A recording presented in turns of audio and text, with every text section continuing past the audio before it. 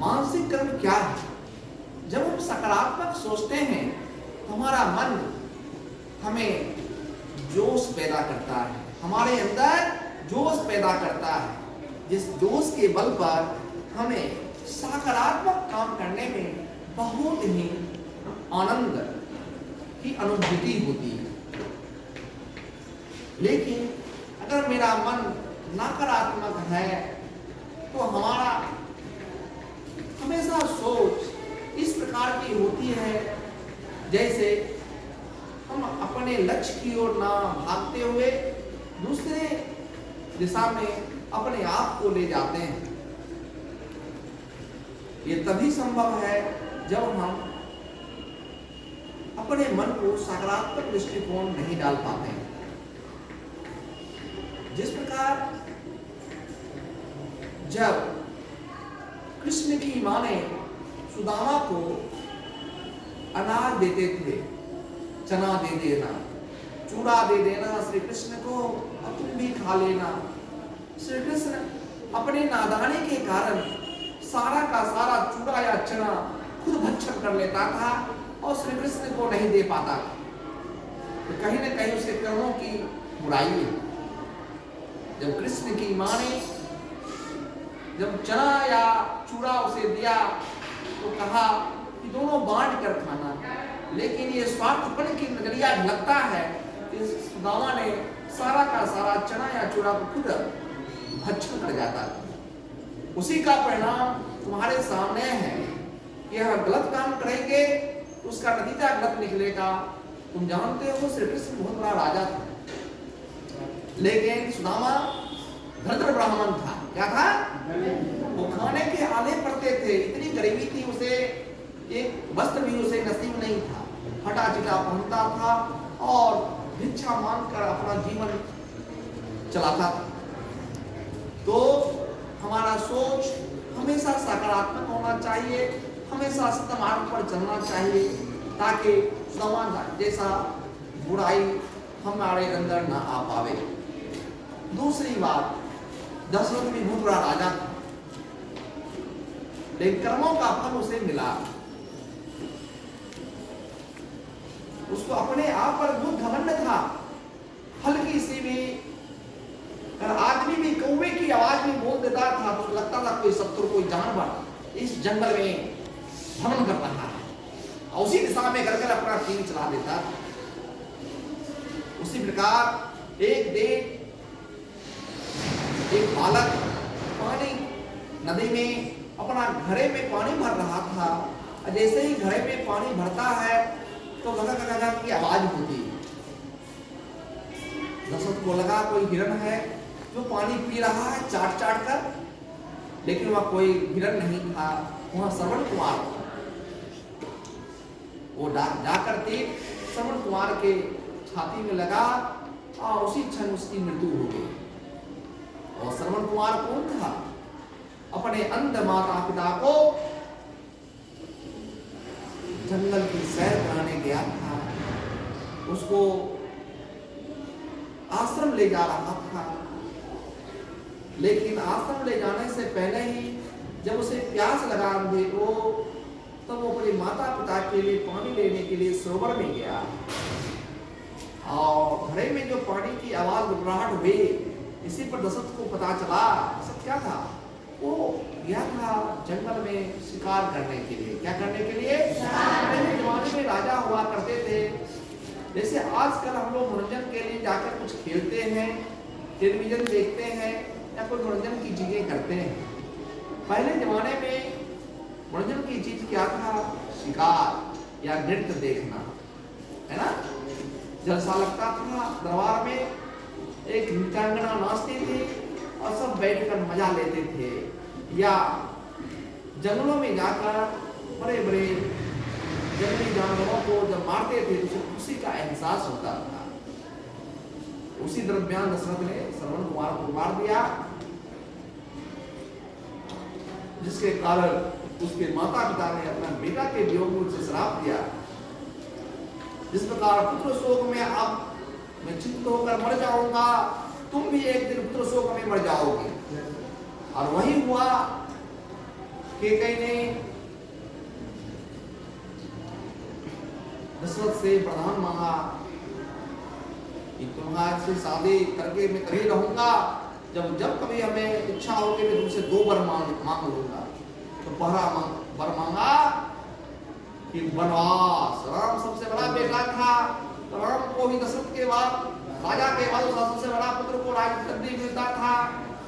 तो कहा दशरथ रहेगा, राम रहेगा तो मेरा बेटा भरत राजा नहीं बन पाएगा, इसलिए इसको 14 साल का वनवास ही दे देते हैं। इसलिए केकई ने दशरथ से मांगा कि राम को 14 वर्ष का वनवास दीजिए और मेरे बेटे को राज सिंहासन पर बैठाइए, तभी मैं आपकी पत्नी रहूंगी, अदरवाइज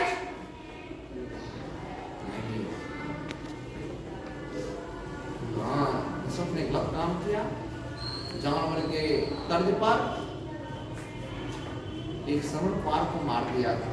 उसी का परिणाम उसका बेटा के शोक में भी दशरथ भी मर गया। 14 वर्ष के लिए बेटा वनवास किया, वनवास से वापस भी नहीं आया, उससे पहले दशरथ मर गया तो शोक में। तो हम ऐसा कर्म करें जिससे हमारी तरक्की हो, ऐसा कर्म ना करें जिससे हमारा विनाश हो। समझे बच्चे? हम कैसा कर्म करें? ऐसा कर्म करें जिससे हमारी तरक्की हो। हम ऐसा खाना खाएं जिससे हमारा शरीर का विकास हो। हम ऐसा खाना ना खाएं जिससे हमारा शरीर को बीमारी होगा, है ना? हमारा भोजन सात्विक होना चाहिए, हरी साग सब्जी होना चाहिए, फल फूल होना चाहिए, है ना? जो प्रकृति से हमें प्राप्त होती है, मां प्रकृति से जो हमें प्राप्त होती है वही भोजन होना चाहिए, फल फूल साग सब्जी। लेकिन आज के नर बच्चे लोग मांस, मदिरा और तरह तरह के मृत चीज खाते हैं, मृत चीज खाते हैं। चिप्स क्या है? मृत चीज है। श्रीमद् भागवत गीता में लिखा हुआ है कि जो पकवान 3 घंटा पकाया हुआ हो गया उसके बाद उसे नहीं खाना चाहिए। तावा या कढ़ाई से निकला 3 घंटे के अंदर ही उसका भक्षण करना चाहिए। लेकिन जो लोग 10 घंटे के बाद सुबह में 7 बजे भात बनाते हैं, शाम के 8 बजे रात में खाते हैं, वो डेड सेल को खा रहे हैं, उसमें जान ही नहीं है, वो मरा हुआ है, उसको कैंसर टीबी पकड़ेगा। इसलिए अच्छा कर्म करो, अच्छा खाना खाओ, तभी तेरा मस्तिष्क अच्छा रहेगा। तो आज से कसम खाओ कि बासी खाना नहीं खाओ। हम देखते हैं त्योहार के दिनों में, चाहे होली हो, छठ हो या अन्य पर्व हो, लोग बहुत सारे ठेकुआ, पूरी, लड्डू क्या क्या बना लेते हैं और उसे 1 महीना तक चूस चूस कर खाते रहते हैं। भैया, जब श्री भागवत गीता में श्री कृष्ण भगवान ने ये बोला है कि मैया मेरे वही खाना देना जो खाना कम से कम 3 अधिक से अधिक 5 घंटे का बना हुआ, उससे 5 घंटे के बाद वाले खाने को मुझे मत देना, उसको पृथ्वी पर फेंक देना, पृथ्वी में गाड़ देना, उसे किसी जीव जंतु को भी नहीं खिलाने देना। लेकिन कुछ अज्ञानी पुरुष या महिलाएं या बच्चे ऐसे ऐसे खाना खाते हैं जो सदियों पहले बना है। जैसे मैं हॉर्लिक्स पीता हूं, क्या हॉर्लिक्स कल बना है? हॉर्लिक्स बना हुआ केमिकल प्रोसेस से हॉर्लिक्स लगभग 2 साल तक रेल रहता है। बोलो बोलो। गाय के थन से निकला हुआ दूध जो 3 घंटे तक ही पीने योग्य होता है, अधिक से अधिक 5 घंटे तक ही पीने योग्य होता है। लेकिन आज डब्बा वाला सुधा का दूध 1 महीना के बाद ही पैकेट में फ्रिज में रखकर उसको बेचता है। हम दूध नहीं पीते हैं, हम क्या पी रहे हैं? हम डेड सेल को पी रहे हैं। और डेड सेल हमारे शरीर को स्थिर करेगा, हमें हार्ट अटैक आएगा, हमें डायबिटीज होगा, हमें ये होगा। आज के शैतानी बच्चे या अज्ञानी माता पिता बच्चे को 5 रुपया दे देते हैं, 10 रुपया दे देते हैं, जाइए इसका ब्रेकफास्ट कर लीजिएगा, प्यारे बच्चों, जितने भी पैकेट बंद चीज मार्केट में अवेलेबल है, चाहे वो चिप्स हो, कुरकुरे हो या अन्य भांति भांति के चीज हो, सभी डेढ़ से लगे। तू स्वाद के लिए खाते हो, उसमें कुछ नहीं है। वो तेरे अंदर जाने के बाद तेरे लीवर, किडनी, प्याज और बड़ी और छोटी जांच को क्या करता है वो तुम ही जानते हो। जब तुम 50 वर्ष का होगा तब तुझे पता चलेगा कि मैं ऐसा क्यों हुआ, मैं तो खाया नहीं। फिर इस प्रकार की तरह तरह की हरकतें हमारे शरीर में क्यों हो रही है, तो कहोगे ये मेरे बुरे कर्मों का फल है, तुमने अच्छा कर्म नहीं किया। गीता में श्री कृष्ण ने बोला है कि कोई भी खाना, कोई भी पदार्थ जो प्रकृति से हमें मिलता है, प्रकृति से क्या मिलता है, उस चीज को 3 से 5 घंटे के अंदर खा लेना चाहिए। लेकिन आपने खाया कितना? सुबह का शाम में। बीमारी तो तभी होगा भैया, बीमारी तभी होगी। तो कभी भी शेर को देखोगे, शेर अगर किसी खरगोश का शिकार करता है जंगल में, तो कल के लिए नहीं छोड़ता, उसी समय उसकी सारी मांस को भक्षण कर लेता है? 3 घंटे के अंदर या 5 घंटे के अंदर उसके सारे के सारे हिसाब किताब उसका बराबर कर देता है। तो हमें प्रकृति से मिलने वाले सारे फलों को या सब्जियों को या अनाज को खाना चाहिए। अगर ऐसा हम करते हैं तो हमारा शरीर जब तक पृथ्वी पर रहेगा स्वस्थ रहेगा, और स्वस्थ मन में ही स्वस्थ मस्तिष्क का निवास होता है। अब स्वस्थ मन तभी होगा जब तेरा शरीर स्वस्थ रहेगा। प्रकृति से मिलने वाले चीजों का ही भक्षण करो, जो प्रकृति से भी मिलता है। किसी भी केमिकल प्रोसेस से तैयार होने वाले चीजों का हमें भक्षण नहीं करना चाहिए। पैकेट बंद या डब्बा बंद जितने भी सामग्री मार्केट में अवेलेबल है, सब में किसी न किसी प्रकार का पेस्टिसाइड मिला हुआ है। पानी को अगर ग्लास में हम छोड़ दें तो 10 दिन में पानी को बदबू करने लगता है। तो क्या एक हॉर्लिक्स जो 6 महीना, 1 साल, 2 साल तक बिकते रहता है, टूथपेस्ट जो दांतों में रगड़ते हैं, 1 साल तक पैकेट में बंद है, तो महकेगा नहीं? अभी अपने आप से पूछा है, वो सब सड़ा हुआ है, वो सब में केमिकल मिला हुआ जिसका नाम है पेस्टिसाइड, जिसके कारण वो बदबू नहीं करता है। उसकी एक आयु सीमा होती है, इसलिए दवा भी 18 महीना में एक्सपायरी डेट होता है, 2 साल में एक्सपायरी डेट होता है। इतना ज्यादा पेस्टिसाइड डाल देता है, पेस्टिसाइड का आयु होता है 2 साल। 2 साल तक उसमें कीड़ा मकोड़ा नहीं फैलने देगा। और लेकिन भैया नहीं फैलने देगा, लेकिन वो केमिकल जो हम दवा के साथ पीते हैं या सामान के साथ खाते हैं, वो हमारे शरीर में जाकर तो लगेगा, शरीर में लगेगा तो हमारे शरीर के इंटरनल ऑर्गन को खराब करेगा।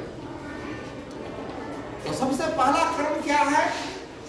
हम प्रकृति से मिलने वाले चीजों का भक्षण करें। ये पैकेट बंद डब्बे वाले चीजों को ना खाएं, क्योंकि नहीं तो हमारे इस कर्म का फल ऐसा बीमारी पकड़ेगा जिसको इलाज कोई भी आदमी 10, 2000, 4000, 5000 देकर तुम्हारी सहायता कर देगा, लेकिन तुम्हारी सेवा नहीं करेगा। तुम्हारा सेवा खुद करना पड़ेगा। जब अपने पेट में अपने से हाथ में पैखाना कर लोगे, उस समय उसकी सफाई कौन करेगा? तब पता चलेगा, अरे काश मैं भी अच्छी तरह से अपनी जिंदगी जी रहा होता तो आज इस प्रकार की दिशा हमें नहीं होती। तो सबसे पहले अपने कर्मों को सुधारो। ये कर्म हो गया अपने लिए। अब होता है कर्म पढ़ाई लिखाई। तुम एक दौर से देखो, तुम्हारे घर के आसपास या तुम्हारे आसपास के लोगों में जो बच्चे बचपन से पढ़ने के प्रति ललक पैदा करते हैं, जो बच्चे बचपन से पढ़ने के प्रति ललक पैदा करते हैं, 18 वर्ष या 25 वर्ष तक जाते जाते कहीं ना कहीं किसी पोजीशन में वो प्राप्त कर लेते हैं। जो दिल से पढ़ेगा उसे नौकरी ना हो, ये हो ही नहीं सकता। श्री कृष्ण भगवान ने क्या कहे? कर्म करने वाले को फल अवश्य मिलता है। और मंदिर में जाकर जय हनुमान ज्ञान गुण सागर दे देना, बाबा मुझे कलेक्टर बना देना, ये कभी नहीं होता। ईश्वर भी उससे नाराज हो जाते हैं। कर्म करता नहीं, खाली भीख मांगने चला आता है। क्या तुम उस आदमी को भीख देना पसंद करोगे जिसके शरीर बलिष्ठ होते हैं? भीख किसको देते हो? जो एकदम लाचार होता है, जो चल नहीं पाता है, जिसके शरीर में ताकत नहीं होती है, बहुत निसहाय होता है, आंख इतने इतने धसे होते हैं, एक पैर गायब होता है या एक आंख गायब होता है या हाथ कटे होते हैं, उसको हम भीख देना पसंद करते हैं। ना कि पूरा हाथ पैर सारा बॉडी के सारे अंग तंदुरुस्त हैं, वो अगर आएगा तो मेरे जैसा आदमी डंडा लेकर उसको दौड़ आएगा। क्यों? सारा अंग तुम्हारा बदमाना भीख क्यों मांगते हो? तो भीख देकर तुम उसको भीख मांगने के जुग मना रहे हो, उसको पीटो, कल से वो भीख मांगने नहीं आए। उस प्रकार कोई बच्चा किसी घर में 20 वर्ष का हो गया, माँ बाप के सामने हाथ फंसाता है, उसे थापड़ लगना चाहिए। भैया कमाने के जो हो गया ना, अब हाथ पैर मारो, ये तुम्हारे फल, तुमने 20 साल तक क्या कर्म किया, उस कर्म से अब फल की कटाई करो। फल यानी कटाई करो यानी पैसा कमाओ। हमेशा हाथ फैलाओगे। पढ़ने की भी उम्र होती है 20 वर्ष तक, 20 से 40-50 कमाने की उम्र होती है। अब 50 बाद से फैमिली मैनेजमेंट और धर्म कर्म करने का समय होता है। जिंदगी भर कमाने का ही होता है 80 वर्ष तक। जिंदगी भर कमाता है तो आने वाला जन्म के लिए तुम क्या करोगे? कर्म करो, अपनी अच्छी अच्छी भावना, अच्छे अच्छे गुण को और लोगों के सामने व्यक्त करो, ताकि वो लोग में सुधार आवे, वो लोग जिंदगी में अच्छा बन पाए, तो मेरा तेरा नाम लेगा। है बात समझ रहे हो? तो सबसे पहले अपने भोजन को, अगर हम स्वस्थ हैं तभी हम अच्छा सोच पाएंगे। तो स्वस्थ होने के लिए प्रकृति से प्राप्त होने वाले सारी चीजों का हम रक्षण करें, चाहे फल फूल साग सब्जी दूध जो भी मिलता है, विदिन 3 से 5 घंटे के अंदर। अगर फल तोड़ते हैं 3 से 5 घंटे के अंदर ही उसको खा लो, ठीक है? ऐसा कुछ सरने के लिए छोड़ दो 17 दिन, पवित्रता को छोड़ कर दो, 10 दिन के बाद वो सर जाएगा, उसका एक टाइम ड्यूरेशन होता है। खाना पकाते हो 3 से 5 घंटा मैक्सिमम हो। हमारे बौद्धिक क्षमता को पूर्ण करने के लिए इसका बहुत बड़ा सहयोग है कि हमारा भोजन तरोताजा होना चाहिए, तरोताजा होना चाहिए, हमारा श्वसन तरोताजा होना चाहिए। क्यों कहता है कि सुबह में हमें उठना चाहिए? सुबह में उठना, शुद्ध हवा हमें मिलेगी, शुद्ध हवा मिलेंगे तो सही एनर्जी हमें मेरा सही रहेगा, हमारा दिमाग सही से काम करेगा। दिमाग का स्थिर होना बहुत जरूरी है। तो आपका कर्म क्या है? सुबह उठना भी एक कर्म है, सुबह उठना भी एक कर्म है। ब्रह्ममुहूर्त बेला में अगर उठते हैं तो हम शुद्ध से शुद्ध ऑक्सीजन का हम भक्षण करते हैं। जब शुद्ध से शुद्ध ऑक्सीजन हमारे शरीर में प्रवेश करती है तो हमारे 6 सेंस काम करने लगता है। ऐसे हमारे पास 5 सेंस होते हैं, पांचों सेंस जब सबल हो जाता है तो 6 सेंस होने लगता है, जिसको कहते हैं इंटरनल पावर। वो 6 सेंस ही है इंटरनल पावर। 100 आदमी तुमको घेर ले और तुम डर के मारे बिल्ली बन जाए, इसका मतलब है तुम्हारे पास इंटरनल पावर है ही नहीं, यानी तुम डरपोक किस्म के आदमी हो, तुम्हारे पास कलेजा है ही नहीं। अगर 100 को आदमी घेर ले और तुम अगर उसके साहस, अपने बल और बुद्धि विवेक से उसका सामना करो, उसे कहते हैं तुम्हारा इंटरनल पावर स्ट्रॉन्ग है। इंटरनल पावर स्ट्रॉन्ग होता है ब्रह्ममुहूर्त बेला में उठने से, है ना? वो भी एक कर्म है। तो कर्म बढ़िया कीजिए, कर्म अच्छा कीजिएगा, आपकी सारी ज्ञानेंद्रियां सही रहेगी, और सारी ज्ञानेंद्रियां सही रहेगी तो 6th ज्ञानेंद्रिया आपका इंटरनल पावर की ओर काम करेगा, जो आपके भविष्य को अच्छा बनाएगा, आपके जीवन को अच्छा बनाएगा। जब तेरा जीवन अच्छा नहीं बनेगा तो आने वाले पीढ़ी के तुम सोच कैसे सकते हो? आने वाला पीढ़ी तो तुमसे भी खराब हो जाएगा, है ना? तुमसे भी खराब हो जाएगा, उसको संस्कार ही नहीं रहेगा। इसलिए अपनी पीढ़ी को सुधारो। पास्ट में क्या था उसको मत देखो, प्रेजेंट में क्या है उसको देखो। कर्म प्रधान विश्व चल रहा था, कर्म करने वाले का ही विश्व में नाम होता है, जो कर्म नहीं करेगा उसका विनाश होता है। बात समझ रहे हो ना? देख लो ना, तुम्हारे पास मान लो 10 लाख रुपया है, अगर तुम कर्म नहीं करते हो तो क्या करोगे? वही 10 लाख में खाओगे ना भाई। धीरे धीरे खाते खाते खाते दिन तुम्हारे पैसे सब खत्म हो जाएंगे, तब क्या करोगे? तो रोड पे आ जाओगे, कर्म करते रहोगे, 10 लाख रुपया तुम्हारा बैलेंस रहेगा, ऊपर से बढ़ेगा, धीरे धीरे बढ़ेगा। इसलिए कर्म करने से आपके शारीरिक, मानसिक और संपदायिक समझते हो ना, जो संपदाएं, घर एक संपदा है, खेत एक संपदा है, ये सब संपदाएं हैं जो हमारी संपत्ति है ना। एक होता है चल संपत्ति, एक होता है अचल संपत्ति। दोनों संपत्ति का तुम्हारा विकास होगा। चल संपत्ति रुपया पैसा, अचल संपत्ति घर खेत गाड़ी घोड़ा, ये सब क्या है? क्या है? अचल संपत्ति जो स्थिर रहता है, लेकिन ये भी एक संपत्ति है। ये तभी विकास होगा जब तुम्हारा कर्म डे बाय डे सही डायरेक्शन में होगा, सही डायरेक्शन में, सही विचारधारा के साथ और सही लक्ष्य को देखते हुए। लक्ष्य के पूरा करने में सबसे बड़ा योगदान हमारे शरीर का होता है। शरीर हमेशा पवित्र होना चाहिए, तब मन पवित्र रहेगा। स्वस्थ होना चाहिए, तो आपकी सोच स्वस्थ होगा, आपका लक्ष्य स्वस्थ होगा, और उस लक्ष्य को पकड़ने के लिए आप दिन रात स्वस्थ मन से मेहनत करेंगे। एक दिन ना एक दिन, यानी 25 वर्ष के पहले आपकी सफलता जरूर आपकी कदम चूमेगी। ये कर्मों का फल है। कर्म गंदा करोगे, जिनका विचार गंदा है। कर्म अगर गंदा करते हो, विचार गंदा है, तुम्हारा आने वाला समय और इससे खराब होने वाला है। अभी जिस जीवन को तुम जी रहे हो उससे खराब हो जाएगा, क्योंकि आने वाला समय और टफ होने वाला है। क्या होने वाला है भैया? आज तुम्हारे पास 5 कट्ठा जमीन है, कल तुम्हारे पास 2.5 कट्ठा हो जाएगा। बंटवारा धीरे घटने करेगा, बढ़ेगा नहीं। बढ़ेगा तभी तो तुम उसको घटने नहीं दोगे और बढ़ा लोगे। 5 एकड़ है तो और 5 एकड़ खरीद लोगे, तभी नहीं घटेगा। कहां से कर दोगे? जब तुम कर्म करोगे। तो कर्मों का फल बुरा तब होता है जब आदमी बुरा कर्म करता है। कर्मों का फल अच्छा तब होता है जब आप सही एवं सटीक कर्म करते हैं, तो सबको अच्छा लगता है।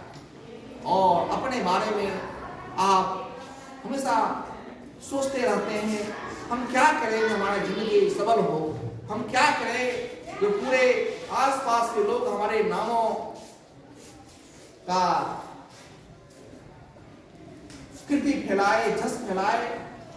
तो ऐसा कर्म कीजिए, ऐसा करेंगे तो आने वाले समय में आपकी सफलता अवश्य आपकी कदम चूमेगी और आप जिंदगी में तरक्की करोगे।